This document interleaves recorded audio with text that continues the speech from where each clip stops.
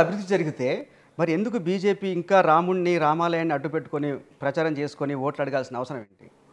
మాకు ఇంటింటికి అక్షింతలు పంపిస్తున్నారు. తప్పు తప్పు ఇవాళ మీకు ఎంత ఆస్తున్నా, ఎంత బిజినెస్ ఉన్నా, ఎంత గొప్పగా ఎదిగినప్పటికీ కూడా విశ్వాసం అనేది ఉంటుంది. భారతీయ సంస్కృతి, భారతీయ సాంప్రదాయాలు మీకు తెలియంది కాదు. ఇవాళ రాముని ఇవాళ మేము కొడుతుంది. మొత్తం ప్రపంచానికే 2 ఇతిహాసాలు అందించిన దేశం భారతదేశం. ఒకటి రామాయణ ఇతిహాసం అందించింది, ఒకటి మహాభారత ఇతిహాసం అందించింది. మహాభారతంలో శ్రీకృష్ణుడు ఎంత గొప్పగా చెప్తాడు అనేది ఇవాటికి లైవ్ ఉంటుందండి. అంటే రాజులు ఎట్లుండాలి, రాజ్యం ఎట్లుండాలి, ప్రజలు ఎట్లుండాలి, రాజుకు ప్రజలకు సంబంధాలు ఎట్లుండాలి, ఇవన్నీ. కానీ పుత్రవాత్సల్యం ఎంత నష్టం చేస్తుంది. రామాయణం ఇతిహాసం ఎంత గొప్పగా చెప్పింది. ఎన్ని వేల సంవత్సరాల క్రితం రామాయణం రాముడు వేల సంవత్సరాలుగా ఉంటే ఇప్పుడు ఎందుకు అది పొలిటికల్ ఇష్యూ అవుతుంది? ఇప్పుడు ఎందుకు బీజేపీ తమ ఎజెండాగా మార్చుకుంది? ఎజెండాగా మేమేం మార్చుకోలేదు. మా ఎజెండాలో 2 ఉన్నాయి. ఒకటి, ఒకే దేశం ఒకే చట్టం అనేది ఈ దేశం అమలు కావట్లేదు. జమ్మూ అండ్ కాశ్మీర్ ప్రతిసారి ప్రపంచ వేదికల మీద అదొక ఇష్యూ అవుతున్నది. మా భూమి గురించి, మా రాష్ట్రం గురించి, మా ప్రజల గురించి మాట్లాడే హక్కు మీకు ఎవడిచ్చిందని చెప్పి ఇలా 370 ఆర్టికల్ తీసి పక్కకు పెట్టి ఇలా అక్కడ కూడా స్వేచ్ఛ, స్వతంత్రం, ఇలా భారతీయత ఇవాళ మా 3 రంగుల జెండా బాధ్యత ఎగురుసుకునే స్థాయికి వచ్చింది. ఇవాళ నా జమ్మూ అండ్ కాశ్మీర్ కూడా స్విట్జర్లాండ్ లాంటి ప్రాంతంగా డెవలప్ అయిందని చెప్పి భావిస్తున్నాం. నెంబర్ 1. నెంబర్ 2, ఇవాళ ఎందుకు మాట్లాడినాం? 500 ఏళ్ల క్రితం కోల్పోయినటువంటి మా రామ మందిరాన్ని నిర్మించి తీర్చమని చెప్పినాం. ఇవాళ అవకాశం వచ్చింది, బ్రహ్మాండంగా నిర్మించడం. ఇవాళ దాన్ని దేశ ప్రజానీకానికి మంచి జరగాలని చెప్పి మీకు తెలిసి ఎక్కడ గుడిని స్థాపించుకున్నాం, మొత్తం పెద్ద ఎత్తున పండుగ జరుగుతుంది. అట్లాంటి పండుగని దేశంలో జరిగింది. రాముడు అందరివాడు, బీజేపీ సొత్తు కాదు, రాముడిని మొక్కుదాం, బీజేపీని తొక్కుదాం అని చెప్పేసి బీఆర్ఎస్ నాయకుడు కేటీఆర్ పిలుపునిచ్చారు.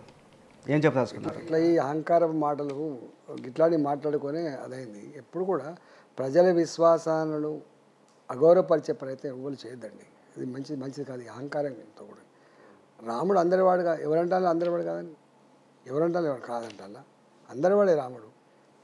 కానీ నీవు రాముడి పట్ల నీకున్న అభిప్రాయం ఏంది, ప్రజలకున్న అభిప్రాయం ఏంది? రాముని మొక్కుదాం అంటున్నాడు. రాముని మొక్కుదాం, బీజేపీని తొక్కుదాం అనేది ఆయన నినాదం. ఎవరెవరిని తొక్కుతారో తెలిసిపోతారు రేపు ముందు. మోడీ, బీజేపీ అగ్రనాయకులు అందరూ కూడా పదే చెప్తుంటారు మేము అవినీతి మీద పోరాడతామని. కానీ ఎవరినైతే అవినీతి పరులుగా ముద్రేశారో అదే నాయకుల్ని పార్టీలో చేసుకొని వాళ్ళకే టికెట్లు ఇచ్చి వాళ్ళకే అందలం మీద ఎక్కిస్తే బీజేపీని నమ్ముతారా? నిజంగా వీళ్ళు అవినీతి మీద పోరాటం చేస్తున్నారని ప్రజలు నమ్ముతారా? ఇది ద్వంద్వనీతి కాదా? ఎక్కడ అట్లాంటిదైతే లేదు. నేను ఫర్ ఎగ్జాంపుల్ చెప్తాను. అశోక్ చవాన్ ఉన్నాడు. అశోక్ చవాన్ మీకు మహారాష్ట్రలో అపార్ట్మెంట్ కుంభకోణంలో ఉన్నాడు. అజిత్ పవార్ ఉన్నాడు. 25,000 బ్యాంక్ కుంభకోణంలో ఉన్నాడు. అట్లా ఇంకా నేను మీకు చాలా చెప్పగలుగుతాను. నవీన్ జిందాల్ ఉన్నాడు. మధు కూడా ఉన్నాడు. మధు కూడా ఇప్పుడు వాళ్ళ భార్య వెళ్ళి బీజేపీని కలిసిన తర్వాత ఆయన కేసులు తగ్గించే ప్రయత్నం జరుగుతుంది. గాలి జనార్దన్ రెడ్డి ఉన్నాడు. తపస్ రాయ్ ఉన్నాడు, లేటెస్ట్గా వెస్ట్ బెంగాల్ నుంచి. ఆయన కూడా బీజేపీలో చేరాడు. నవనీత్ కౌర్, ఆమె కులం సర్టిఫికేట్ వచ్చిన తర్వాత ఆమె ఇష్యూ తర్వాత ఆమె బీజేపీలో చేరింది. ఎందుకు అవినీతి పరుల్ని మీ పార్టీలో చేర్చుకొని వాళ్ళు పునీతులు అయిపోతారా మీ పార్టీలో చేరితే? మా పార్టీ మూల సిద్ధాంతం ఏం తెలుసా అండి?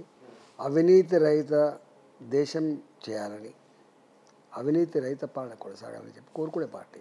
అందుకని ఎవరిని ఉపేక్షించదు. కానీ అవినీతి పరుల్ని మీ పార్టీలో చేర్చుకుంటే అవినీతి రహితం ఎట్లా అవుతుంది? ఎవరిని ఏ చట్టం అయితే, ఏ సిస్టమ్ అయితే ఇలా నడుస్తూ ఉందో ఆ సిస్టమ్ని, ఆ వ్యవస్థను ఎక్కడ మేము వచ్చేయం. ఇవాళ మీరు చూడండి, దేశంలో 10 సంవత్సరాల కాలంలో మా మోడీ గారి హయాంలో ఎక్కడైనా ఒక స్కామ్ ఉందా అండి? అంతకుముందు కోల్ స్కాములు, అంతకుముందు బోఫర్ స్కాములు, అంతకుముందు 2G స్కాములు. నేను అడుగుతున్నా, మోడీ గారు వచ్చిన తర్వాత 10 సంవత్సరాల కాలంలో ఎక్కడ కూడా ఒక స్కామ్ లేదు. గుర్తుపెట్టుకోండి, మా పాలసీ అది. ఇవాళ తప్పు చేసిన వాళ్ళని కూడా ఎక్కడ వదిలిపెడతారో గుర్తుపెట్టుకోండి. ముఖ్యమంత్రిని వదిలిపెట్టే ఢిల్లీ ముఖ్యమంత్రిని